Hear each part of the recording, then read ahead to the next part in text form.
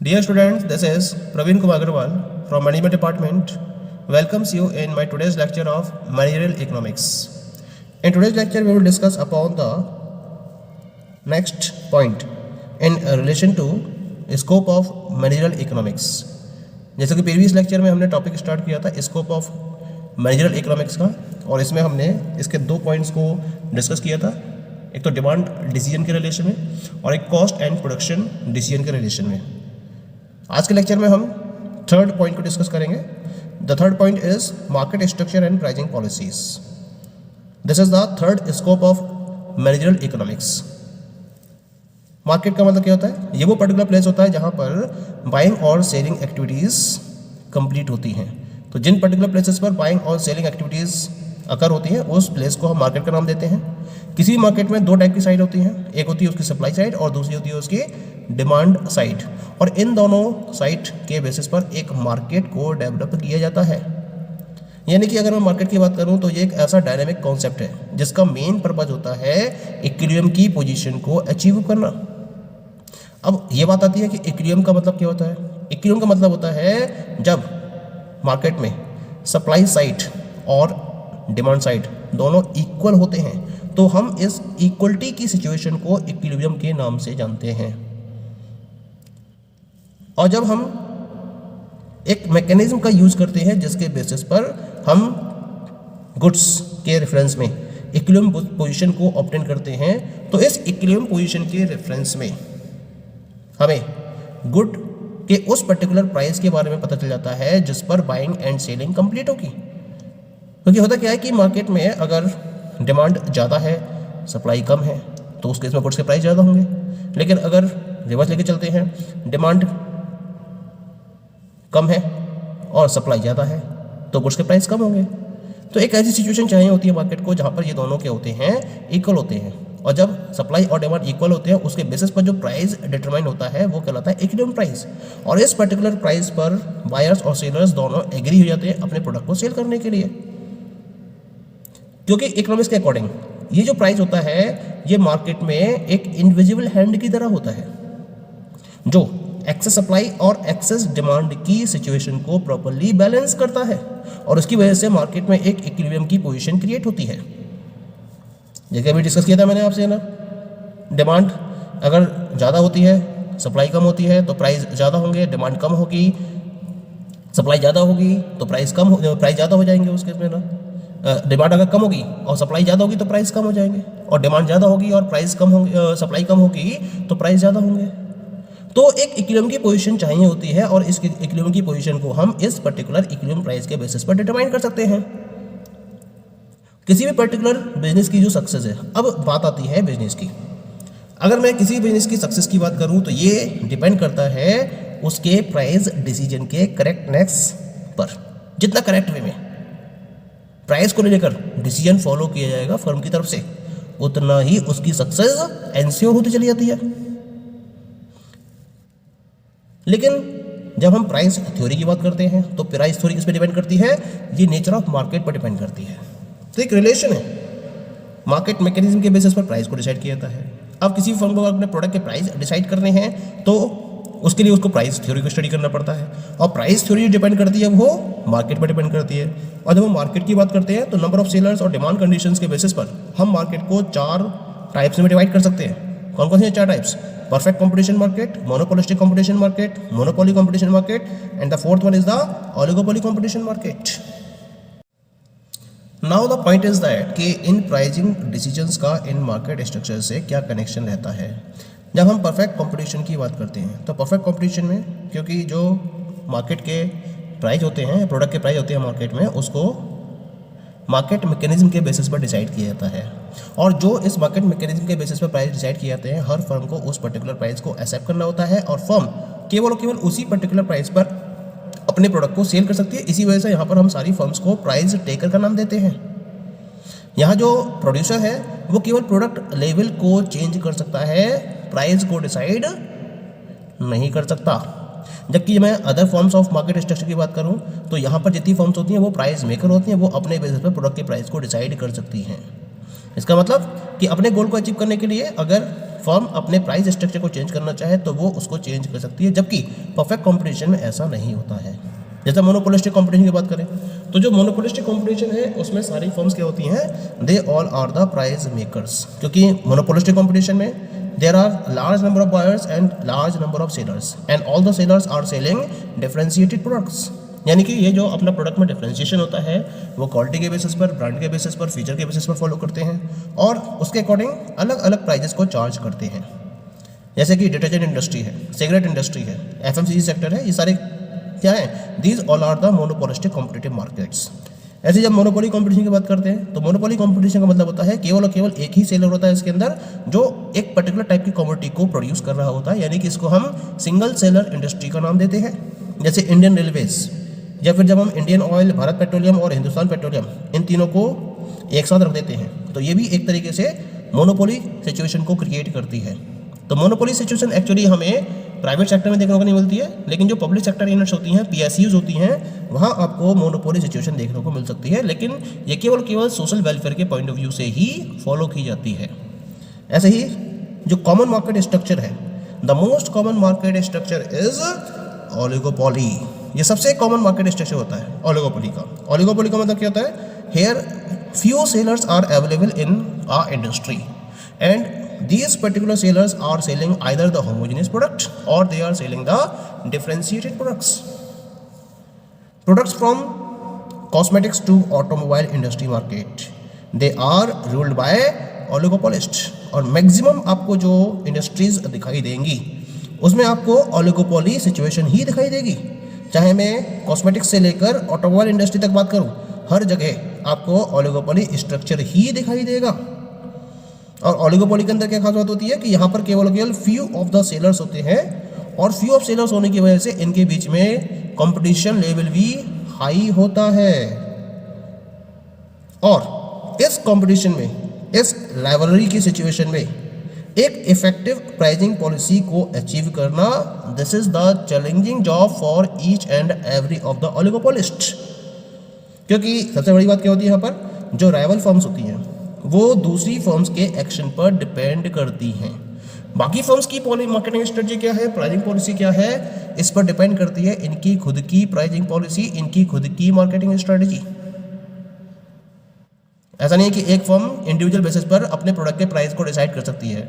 जब उसे अपने प्रोडक्ट के प्राइस को डिसाइड करना होता है तो उसे ये देखना होता है कि उसके कॉम्पिटिटर्स उसी पर्टिकुलर कैटेगरी में अगर प्रोडक्ट को फॉलो कर रहे हैं तो उसके रिगार्डिंग क्या प्राइजेस चार्ज कर रहे हैं, उसको ध्यान में रखते हुए ही एक ओलिगोपोलिस्ट फर्म अपने प्रोडक्ट के प्राइस को डिसाइड करती है। तो इसका मतलब यहाँ जो एक फर्म का डिसीजन है वो दूसरे फर्म के एक्शन पर कंप्लीटली डिपेंडेंट होता है। तो इस तरीके से डिफरेंट मार्केट स्ट्रक्चर में हमें डिफरेंट प्राइसिंग थ्योरी के अकॉर्डिंग प्रोडक्ट के प्राइस को डिसाइड करना होता है। तो जो फर्म जिस पर्टिकुलर मार्केट में ऑपरेट कर रही होती है उसके अकॉर्डिंग ही प्राइसिंग थ्योरी को एक्सेप्ट करती है और उसके अकॉर्डिंग ही अपने प्रोडक्ट के प्राइस को डिसाइड करती है। क्लियर?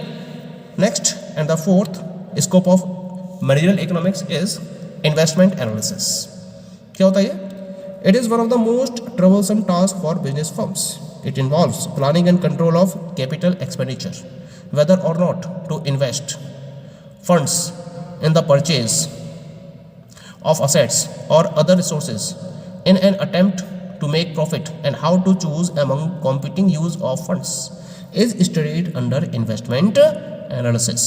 बहुत डीप सब्जेक्ट होता है, एक डीप एक्टिविटी है किसी भी बिजनेस फर्म के पॉइंट ऑफ व्यू से, और सबसे ज़्यादा ट्रबलसम टास्क है ये किसी भी बिजनेस फर्म के लिए, क्योंकि आपके पास फंड की अवेलेबिलिटी है और आपको अपने फंड को डिफरेंट टाइप के प्रोजेक्ट्स में इन्वेस्ट करना है। अब उन डिफरेंट टाइप के प्रोजेक्ट्स में से आपको किसी एक प्रोजेक्ट में अगर इन्वेस्ट करना हो तो उसको सेलेक्ट करना, that is the challenge for any of the business firm. या फिर यहाँ आपको डिसाइड करना होता है कि जो डिफरेंट आपके पास इन्वेस्टमेंट प्रपोजल्स अवेलेबल हैं उनमें आप अपने फंड को आपको उसमें इन्वेस्ट करना है या नहीं करना है। या फिर अगर आप डिफरेंट प्रोजेक्ट्स की बात कर रहे हैं तो हर प्रोजेक्ट में इंडिविजुअल बेसिस पर कितना प्रॉफिट जनरेट किया जा सकता है, या फिर हम किस तरीके से अपने फंड को उन इन्वेस्टमेंट प्रोजेक्ट्स में प्रॉपर्ली यूटिलाइज कर सकते हैं। तो इसके रिलेशन में हमें जो भी डिसीजन फॉलो करने होते हैं वो हम इन्वेस्टमेंट एनालिसिस के अंडर में इसको फॉलो करते हैं। इन्वेस्टमेंट प्रोजेक्ट्स के रिलेशन में ऑर्गेनाइजेशन को डिफरेंट टाइप के डिसीजंस लेने होते हैं। जैसे कभी कभी ये इन्वेस्टमेंट प्रोजेक्ट्स को रिप्लेस करना चाहती है, या जो उसके एग्जिस्टिंग प्लांट्स हैं, इक्विपमेंट्स हैं, इनको ये एक्सपेंड करना चाहती है, या फिर फर्म की एक्टिविटीज़ को ये डाइवर्सिफाई करना चाहती है, या फिर जो मेजर एडवर्टाइजिंग कैंपेन है इसको ये मेजर या फिर वाइड लेवल पर इनको फोकस करना चाहती है। इस तरह से ये डिफरेंट टाइप के इन्वेस्टमेंट प्रोजेक्ट्स हो सकते हैं जहाँ ये अपना फंड प्रॉपरली इन्वेस्ट करना चाहती है। जनरली जो इन्वेस्टमेंट प्रोजेक्ट्स होते हैं उनका एक बेसिक पर्पस होता है। क्या पर्पस होता है? या तो रेवेन्यू को जनरेट करने के पॉइंट ऑफ व्यू से इन प्रोजेक्ट्स में इन्वेस्ट किया जाता है, या फिर कॉस्ट को रिड्यूस करने के पॉइंट ऑफ व्यू से भी आप इन्वेस्टमेंट प्रोजेक्ट्स में फंड को इन्वेस्ट कर सकते हो, या फिर इन दोनों का कॉम्बिनेशन भी लेके चल सकते हो उसमें। तो इस पर्टिकुलर पॉइंट को ध्यान में रखते हुए ही इन्वेस्टमेंट प्रोजेक्ट को फाइनलाइज किया जाता है।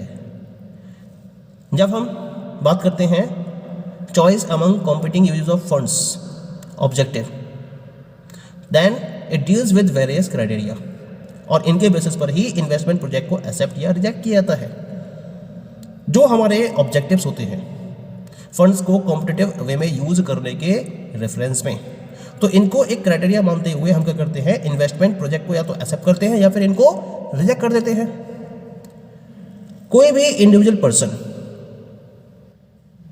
अपनी कैपिटल को किसी पर्टिकुलर इन्वेस्टमेंट प्रपोजल या इन्वेस्टमेंट प्रोजेक्ट में इन्वेस्ट करना चाहता है या नहीं करना चाहता है, इसको डिसाइड करने के लिए डिफरेंट टाइप के डिसीजन प्रोसीजर्स को अडॉप्ट किया जाता है। जैसे कौन कौन से डिसीजन प्रोसेस हैं इसके अंदर? पे back period method, average annual rate of return method, net present value method, NPV method बोलते हैं इसको properly, profitability index and internal rate of return. ये सारे के सारे वो पर्टिकुलर डिसीजन प्रोसेस मेथड्स हैं जिनके बेसिस पर डिसाइड किया जाता है कि किसी भी कंपनी के द्वारा किसी पर्टिकुलर इन्वेस्टमेंट प्रोजेक्ट पर अमाउंट को इन्वेस्ट किया जाना चाहिए या नहीं किया जाना चाहिए। Okay, now the last one is the risk and uncertainty analysis. पहले तो बात करेंगे कि सर्टेनिटी, रिस्क और अनसर्टेनिटी, इनकी डेफिनेशन क्या होती है, इनका मतलब क्या होता है। जब हम किसी भी बिजनेस फर्म के डिसीजन एनवायरनमेंट की बात करते हैं तो इनमें लगातार चेंजेस होते रहते हैं, और ये जो चेंजेस होते हैं कभी तो इन चेंजेस के बारे में आपके पास इन्फॉर्मेशन अवेलेबल होती है जिनको हम नोन चेंजेस बोलते हैं, या कभी इन चेंजेस के बारे में आपके पास इन्फॉर्मेशन नहीं होती है जिसे हम अननोन चेंजेस का नाम देते हैं। जब नोन चेंजेस के साथ में डेफिनेट आउटकम्स आते हैं तो हम इसको बोलते हैं सिचुएशन ऑफ सर्टेनिटी।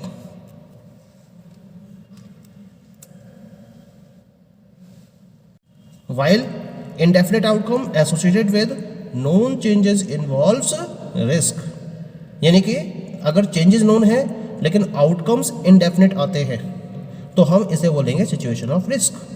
ये जो रिस्क होते हैं इसे आप कैलकुलेट कर सकते हो, और कैलकुलेट करने की वजह से इनको इंश्योर्ड भी किया जा सकता है। तो इस तरह से रिस्क को तो आप कंट्रोल कर सकते हो। लेकिन एक सिचुएशन और अराइज होती है जहाँ चेंजेस क्या होते हैं, चेंजेस अननोन होते हैं, और जो उनके आउटकम्स होते हैं वो भी क्या होते हैं, इनडेफिनेट होते हैं। तो अगर चेंजेस अननोन हैं, आउटकम्स इनडेफिनेट हैं, तो इस पर्टिकुलर केस में जो रिस्क एलिमेंट है इसको प्रॉपर्ली मेजर नहीं किया जा सकता है, और जब रिस्क को मेजर नहीं किया जाता है तो हम इस सिचुएशन को बोलते हैं सिचुएशन ऑफ अनसर्टेनिटी। क्लियर हो गया? तो ये तीनों कॉन्सेप्ट क्लियर हो गए आपको, सर्टेनिटी, अनसर्टेनिटी और रिस्क। अब हम बात करते हैं बिजनेस फर्म्स की। जितने भी बिजनेस फर्म्स हैं इनको रिस्क और अनसर्टेनिटी की सिचुएशन में ऑपरेट करना होता है। जब कभी भी इनको किसी भी टाइप के डिसीजन को फॉलो करना है या फॉरवर्ड प्लानिंग करनी होती है तो इस रिस्क और अनसर्टेनिटी की कंडीशन को फेस करने की वजह से इनको फोकस करना बहुत ज़्यादा डिफिकल्ट हो जाता है। मान लीजिए कि फर्म को फ्यूचर के बारे में इंफॉर्मेशन अवेलेबल होती, अगर फ्यूचर के बारे में परफेक्ट इन्फॉर्मेशन इनको होती तो उसके अकॉर्डिंग प्लान्स को प्रॉपर्ली फॉर्मुलेट किया जा सकता था, वो भी बिना किसी एरर के, और वो भी बिना किसी सब्सिक्वेंट रिवीजन के। जरूरत ही नहीं पड़ती आपको, ना ही कोई एरर होती और ना ही आपको रिवाइज करना पड़ता, और इसके बिना ही आप एक प्रॉपर प्लान डेवलप कर सकते थे अगर फ्यूचर नॉलेज आपके पास होती।